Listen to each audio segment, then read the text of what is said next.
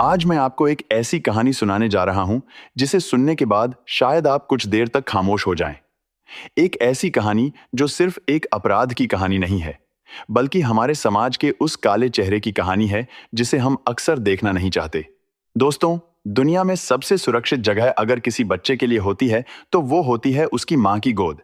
लेकिन सोचिए, अगर किसी बच्चे से उसकी माँ ही छीन ली जाए, अगर उसे ऐसे लोगों के हवाले कर दिया जाए जिनके लिए इंसान सिर्फ एक सामान हो, तो उस बच्चे का भविष्य कैसा होगा? आज की कहानी एक ऐसी ही मासूम बच्ची की है। एक ऐसी बच्ची जो बोल भी ठीक से नहीं पाती थी, जिसे दुनिया के बारे में कुछ नहीं पता था, जिसे सिर्फ इतना पता था कि जब भूख लगती है तो रोना है, और जब डर लगता है तो किसी बड़े का हाथ पकड़ लेना है। लेकिन उस मासूम के हिस्से में बचपन नहीं आया, उसके हिस्से में आई सिर्फ दर्द की एक लंबी दास्तान। दोस्तों, यह कहानी शुरू होती है दिल्ली की भीड़-भाड़ वाली गलियों से, जहां लाखों लोग रोज अपने सपनों को पूरा करने के लिए संघर्ष करते हैं। उन्हीं गलियों में कुछ ऐसे लोग भी रहते थे जिनका कारोबार इंसानों की खरीद फरोख्त पर चलता था। उनका तरीका बहुत आसान था। वे गरीब परिवारों को खोजते थे, ऐसे परिवार जिनके पास 2 वक्त की रोटी का इंतजाम नहीं होता था, ऐसी महिलाएं जिनके पति उन्हें छोड़ चुके थे, ऐसे बच्चे जिनके पास कोई सहारा नहीं था। फिर ये लोग मददगार बनकर उनके सामने आते थे। कोई नौकरी का वादा करता, कोई शादी का, कोई बच्चों की पढ़ाई का, और जब सामने वाला भरोसा कर लेता, तब शुरू होता था असली खेल। इसी जाल में फंस गई थी एक गरीब महिला। उसके 3 छोटे बच्चे थे, घर में खाने तक के पैसे नहीं थे, पति उसे छोड़ चुका था और वह किसी तरह जिंदगी की लड़ाई लड़ रही थी। तभी कुछ लोगों ने उससे कहा कि वे उसकी मदद करेंगे, उसे नया जीवन देंगे, उसके बच्चों का भविष्य बनाएंगे। उस महिला ने सोचा कि शायद भगवान ने उसकी सुन ली है, लेकिन उसे नहीं पता था कि जिन लोगों पर वह भरोसा कर रही है, वही उसकी जिंदगी बर्बाद करने वाले हैं। कुछ ही दिनों में उसे उसके बच्चों से अलग कर दिया गया। उसे बताया गया कि बच्चे सुरक्षित रहेंगे, उन्हें अच्छे लोगों के पास रखा जाएगा, उनकी पढ़ाई होगी, उनकी देखभाल होगी। लेकिन असलियत कुछ और थी। बच्चों को अलग अलग जगह भेज दिया गया, उनका इस्तेमाल सौदेबाजी की वस्तु की तरह किया जाने लगा, और उनकी माँ को उनसे हमेशा के लिए दूर कर दिया गया। समय बीतता गया, माँ अपने बच्चों को याद करती रही, लेकिन उसे कोई खबर नहीं मिली। उधर बच्चों की दुनिया पूरी तरह बदल चुकी थी। और फिर आया वो दिन जिसने पूरे देश को हिला दिया। जनवरी की ठंडी सुबह थी। दिल्ली के एक बड़े अस्पताल में अचानक एक किशोरी पहुंचती है। उसकी गोद में एक छोटी बच्ची थी। बच्ची बेहोश थी, उसकी सांसें चल रही थीं, लेकिन हालत बेहद गंभीर थी। लड़की ने डॉक्टरों से कहा कि बच्ची बिस्तर से गिर गई है, लेकिन डॉक्टरों को कुछ गड़बड़ लगी। जब मेडिकल जांच शुरू हुई तो जो सामने आया उसने सभी को सन्न कर दिया।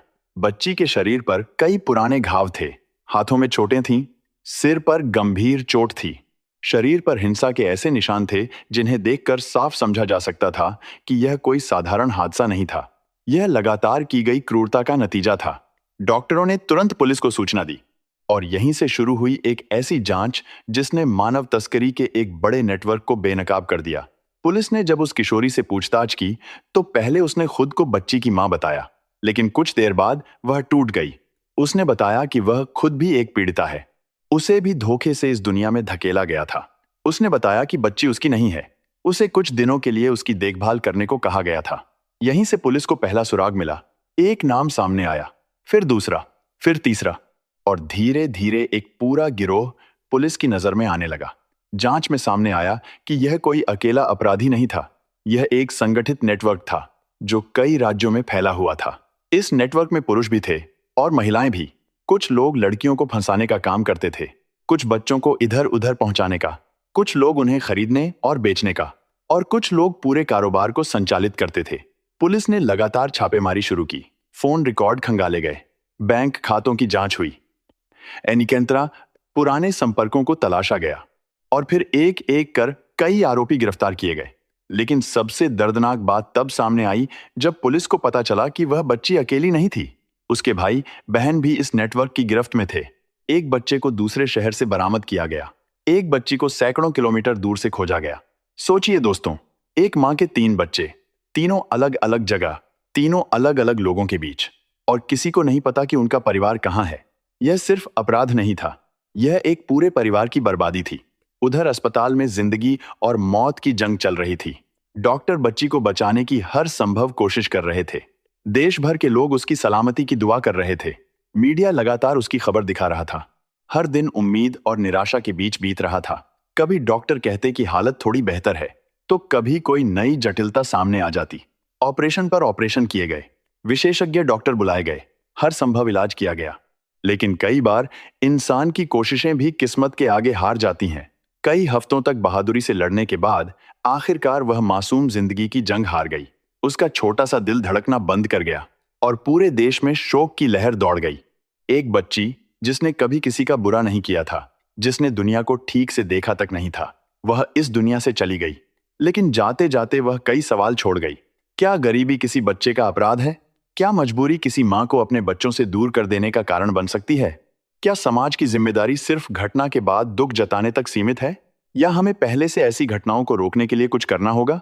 विशेषज्ञ कहते हैं कि मानव तस्करी का कारोबार सिर्फ अपराधियों की वजह से नहीं चलता, ये हमारी चुप्पी की वजह से भी चलता है। जब हम संदिग्ध गतिविधियों को नजरअंदाज करते हैं, जब हम किसी बच्चे की मदद की पुकार को अनसुना कर देते हैं, जब हम यह सोचकर आगे बढ़ जाते हैं कि यह हमारा मामला नहीं है, तब अपराधी और मजबूत हो जाते हैं। दोस्तों, इस कहानी का अंत भले ही दुखद है, लेकिन इसका सबक बहुत बड़ा है। अगर आपके आसपास कोई बच्चा खतरे में दिखे तो आवाज उठाइए। अगर किसी महिला को जबरदस्ती कहीं ले जाया जा रहा हो तो पुलिस को सूचना दीजिए। अगर कोई नौकरी या शादी के नाम पर संदिग्ध प्रस्ताव दे रहा हो तो सावधान रहिए, क्योंकि एक छोटी सी सतर्कता किसी की जिंदगी बचा सकती है। आज भी जब इस केस को याद किया जाता है तो लोगों की आंखें नम हो जाती हैं, क्योंकि यह सिर्फ एक बच्ची की कहानी नहीं थी। यह उन हजारों बच्चों की कहानी थी जो आज भी कहीं न कहीं इस अंधेरे से लड़ रहे हैं। अगर आपको लगता है कि ऐसी कहानियां लोगों तक पहुंचनी चाहिए ताकि समाज जागरूक हो सके, तो इस वीडियो को ज्यादा से ज्यादा शेयर कीजिए। मिलते हैं अगली बार एक और सच्ची, शोध आधारित और झकझोर देने वाली कहानी के साथ। तब तक के लिए सुरक्षित रहिए, सतर्क रहिए और इंसानियत को जिंदा रखिए। नमस्कार।